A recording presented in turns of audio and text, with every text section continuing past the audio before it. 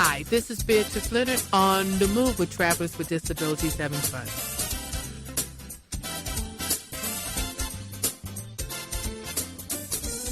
Do you often wonder, are they still using bed and breakfast? Are they just as popular as they were before? Now, they were very popular in the 90s, I think, in the 80s.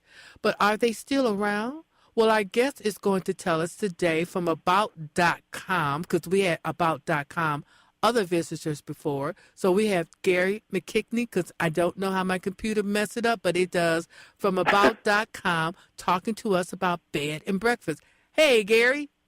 Hi, Beatrice. How are you? I'm doing great. I think when I spoke to you earlier, it's nice and cloudy here. It's going to rain. Is it rainy there?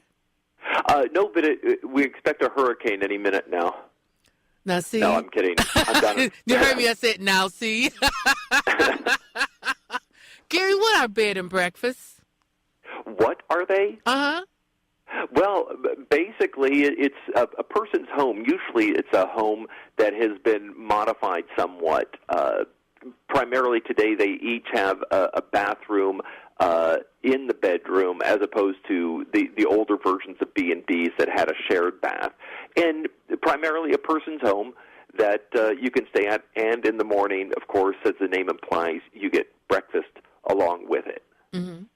So that's pretty much it in a nutshell, and it's not a new phenomenon. It's actually, if you study the history of B&Bs, it goes back to, I guess, Great Britain in the 1700s, when travelers would stay at a roadside lodge, and they would have breakfast served to them in the morning.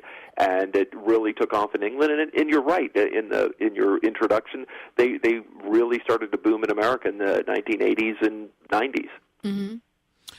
I know in the books that I would read, because I'm great for reading these novels, and the person would go to a bed and breakfast in Miss Johnson's home, and she would show them the room, and they charged so much a day, and then the next morning she fixed them this big breakfast and send them on their way.